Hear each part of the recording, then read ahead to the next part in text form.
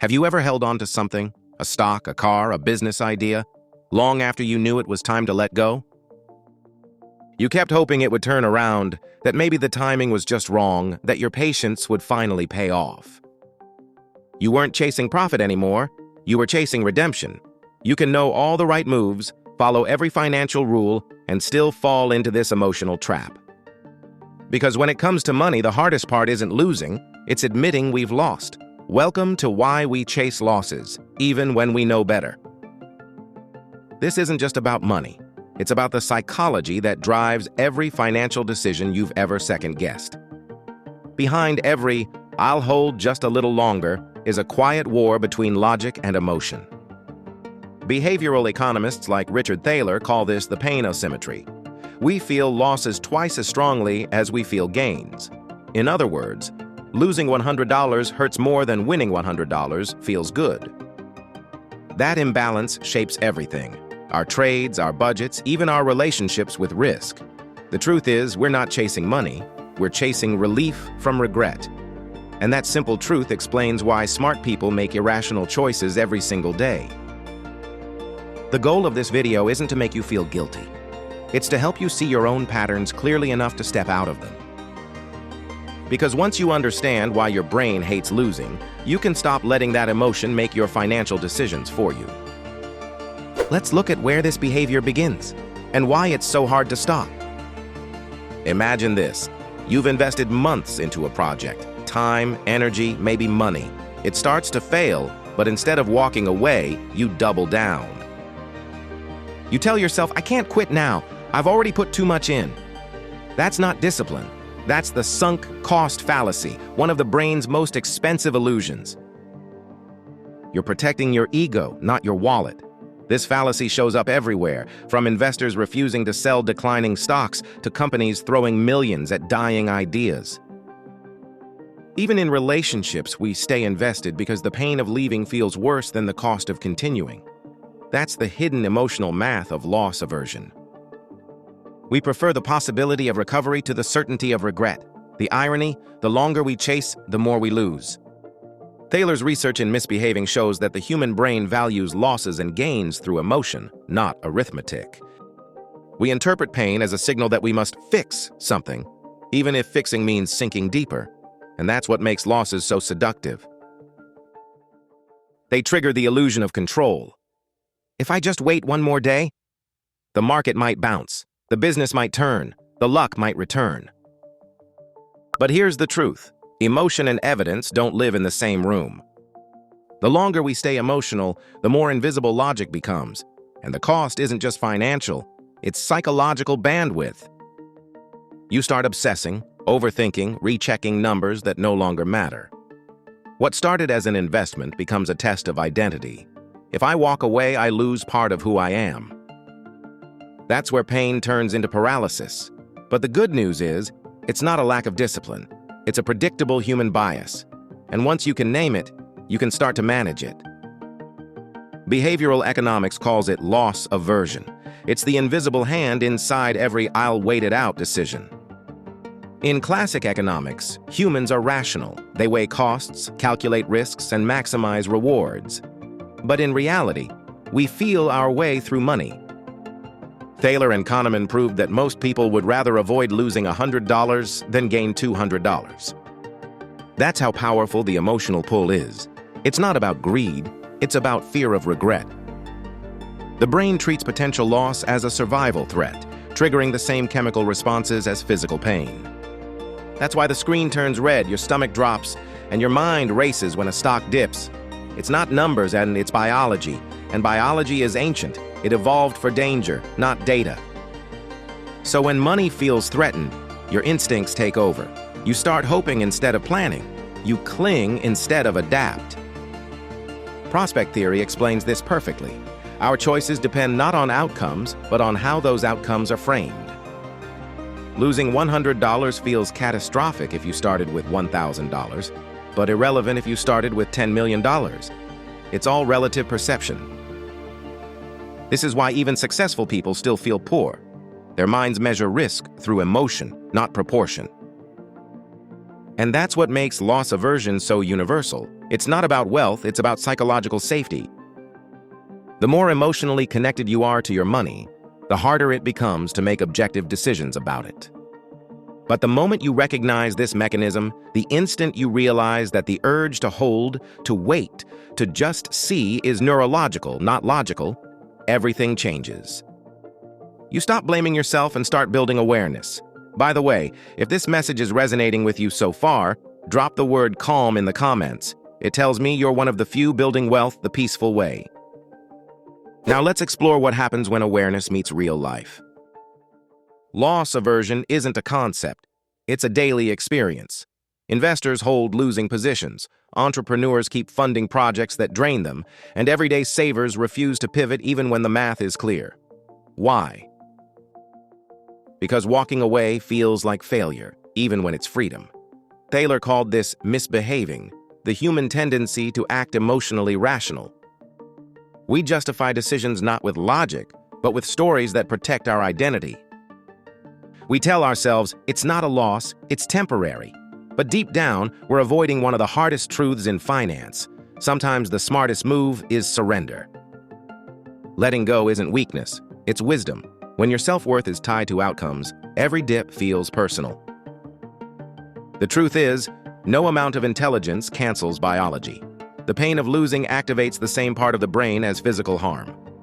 That's why cutting losses feels like getting hurt, and because of that pain, we double down hoping to undo it. Casinos and markets alike are built on this impulse. One more hand, one more trade, one more month. We're not chasing gain, we're chasing emotional closure. Psychologists call this the illusion of control. We mistake motion for progress and endurance for strategy. But here's the paradox. The more you fight the loss, the deeper you sink. Freedom begins when you stop trying to win back what's already gone. That's not giving up, it's growing up. Abandoning a losing path doesn't mean failure, it means bandwidth. It means reclaiming time, energy, and calm for the next opportunity. Awareness is the first step. Once you can name your behavior, you can start designing around it, building systems that protect you from yourself. Because the goal isn't perfection, it's pattern interruption. Let's see how one person used this awareness to completely rewire his relationship with risk and peace. Meet Daniel. At 39, he'd spent years building a small online business that had once thrived but was now fading. His costs were rising, his revenue shrinking, but he couldn't let go. Every month, he told himself, just one more quarter. He wasn't chasing profit, he was chasing his old identity, the version of himself that had made it. When friends suggested shutting it down, he took it as an insult. "I just need time," he said, watching his savings drain. Then one night, while rereading Misbehaving, he came across a line that stopped him cold. "We exaggerate our control over outcomes we barely influence." It hit him hard. His obsession wasn't about money, it was about pride. He realized his business wasn't his future anymore, it was his ego's past. The next morning, he made the hardest choice of his life. He closed it, sold the inventory, canceled the ads. For the first time in years, his calendar went quiet. It felt terrifying, but also peaceful. A few weeks later, he noticed something strange. His creativity returned. His anxiety dropped, and his savings, though smaller, finally stabilized. Letting go hadn't made him smaller. It made him lighter. Daniel learned that the pain of loss fades faster than the exhaustion of resistance. When he stopped chasing the loss, he started gaining space for new projects, new learning, and even joy. That's the real win most people miss. Peace of mind isn't built from holding on. It's built from knowing when to release. Let's talk about how you can begin applying that same mindset to your own money rhythm, starting with awareness. The power to break the loss cycle begins with separation, not from money, but from emotion. When you feel scarce, every dip feels personal. When you feel calm, every dip becomes data. Scarcity compresses time. Composure expands it. The brain's instinct is to correct discomfort, but the wiser move is to observe it. Awareness doesn't eliminate emotion. It neutralizes its influence.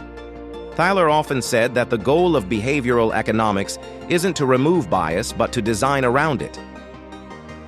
That's the secret. Don't fight your impulses. Build systems that protect you from them.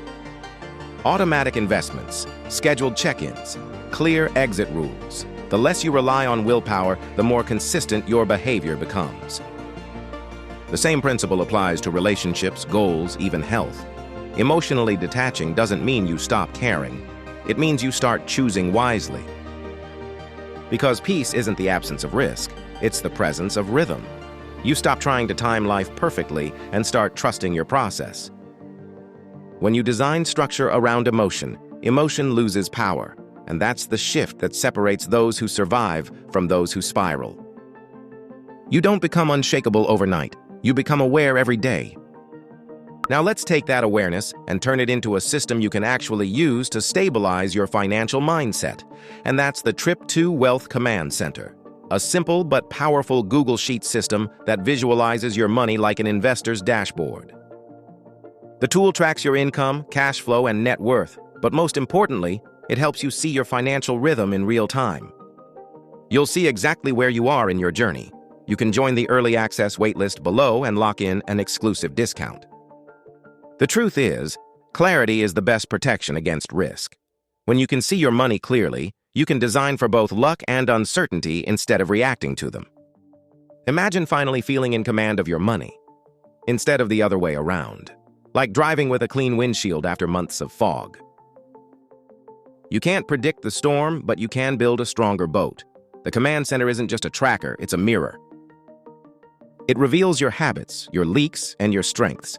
When you start to see patterns, you start to feel control return, not through emotion, but through understanding. You realize that losses aren't random, they're feedback. The practical rule here is simple. Design calm before chaos. Build your system before the storm. When you plan your exits, automate your saves, and visualize your runway, you free your mind from survival mode. Don't aim for perfection. Aim for awareness. Because wealth doesn't require control, it requires visibility. And that visibility keeps your emotions steady when the world isn't. Your next step: build margins before moments, protect peace before profit, and remember, luck favors the calm observer far more than the frantic competitor. Let's close with the truth that every seasoned investor and every peaceful saver eventually learns. What you can't control, you can understand. And what you understand can no longer control you. We chase losses not because we're foolish, but because we're human. We crave completion, closure, redemption. But once you see that pattern for what it is, a psychological echo, not a financial truth, you can step outside of it. You stop confusing persistence with wisdom. You start valuing peace over pride. Because the real game of money isn't about predicting, it's about enduring. And endurance is built on calm, not certainty. Wealth, at its highest form, isn't control. It's composure, the ability to stay centered when the world tilts sideways. The ability to walk away with clarity instead of clinging with fear. So the next time you catch yourself chasing a loss, a trade, a deal, an outcome, pause. Ask, am I trying to win or am I trying to feel okay again? Because those are not the same goal. Once you learn that difference, your entire financial rhythm changes. Money stops feeling like a test and starts feeling like a teacher. You realize that every setback has a syllabus, and you've been enrolled in emotional finance all along. That's when the cycle finally ends. Not when you win, but when you stop needing to. If you found value today, I highly recommend watching my next video, Why We Can't Stop Chasing Money, The Psychology of Money, Money, Money. Don't forget to like, share, and subscribe to our channel. And feel free to leave your comment below, especially if this video made you see your relationship with money differently. I appreciate your support more than you know. Until next time, stay consistent, stay patient, and stay winning. See you in the next one, Money Magician.